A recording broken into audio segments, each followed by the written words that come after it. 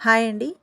చపాతీలోకి perfect combination curry అండి. ఈ capsicum sweet corn masala curry చాలా బాగుంటుంది. తప్పకుండా ట్రై చేయండి. జీడిపప్పులను నానబెట్టుకోండి. ఒక 10 నానబెట్టుకొని వాటిని మెత్తగా ఇలా పేస్ట్ చేసుకోండి. పేస్ట్ అనేది ఇలా లూజ్గా ఉండాలండి. అప్పుడే గ్రేవీ అనేది చాలా టేస్టీగా ఎక్కువగా వస్తుంది. ఒక కప్పు ఆనియన్స్, ఒక కప్పు టమాటా, ఒక కప్పు స్వీట్ కార్న్, ఒక కప్పు క్యాప్సికమ్ వీటన్నింటిని ఈక్వల్ క్వాంటిటీలో తీసుకోండి. ఆనియన్స్ని ఆయిల్లో వేసుకొని గోల్డెన్ కలర్ వచ్చేదాకా ఫ్రై చేయండి. క్యాప్సికాన్ని చిన్న చిన్నగా కట్ చేసుకోవాలి. మరి పెద్దగా ఉంటే బాగోదండి.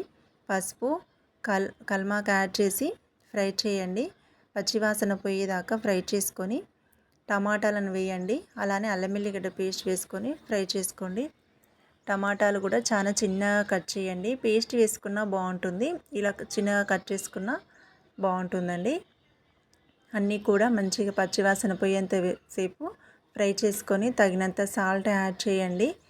ప్లీజ్ ఫస్ట్ టైం మన ఛానల్ని వాచ్ చేస్తుంటే తప్పకుండా వీడియోస్ అన్ని వాచ్ చేసి మీకు నచ్చినట్లయితేనే సబ్స్క్రైబ్ చేసుకోండి. క్యాప్సికాన్ని కూడా వేసుకొని కొద్దిసేపు మంచిగా వీటిని ఫ్రై చేసుకోవాలి. మూత పెట్టుకోండి. ఒక 2 నిమిషాల తర్వాత తగినంత కారాన్ని యాడ్ చేసుకోవాలి. మన వీడియోస్ అన్నీ వాచ్ చేసి మీకు నచ్చినట్లయితే లైక్ చేయండి, అలానే షేర్ చేయండి. జీడిపప్పు పేస్ట్ని వేసుకొని ఒక 2-3 నిమిషాలు మొత్తం పేస్ట్ అంతా పచ్చివాసన పోయేంతసేపు మనం కుక్ చేసుకోవాలండి. మూత పెట్టండి.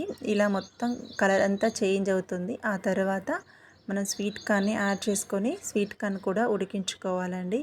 ఈ రెసిపీ అయితే ఒక 20 మినిట్స్లో కంప్లీట్ అవుతుందండి. అంత టేస్టీగా ఉంటుంది. మీకు తప్పకుండా నచ్చుతుందండి. ట్రై చేయండి. మొత్తం స్వీట్ కార్న్ అంతా ఉడికిన తర్వాత మనం మంచిగా గరం మసాలాను యాడ్ చేసుకోవాలి. ధనియా పౌడర్, గరం మసాలా వేసుకొని ఒక 2 నిమిషాలు మూత పెట్టుకొని దించుకుంటే సరిపోతుందండి. గ్రేవీ అంతా ఇలా దగ్గరికి అవుతుంది. చాలా అంటే చాలా బాగుంటుంది. తప్పకుండా ట్రై చేయండి.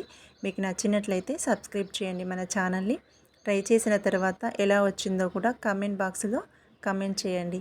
కలర్ఫుల్గా ఉంటుంది, అలానే టేస్టీగా కూడా ఉంటుందండి.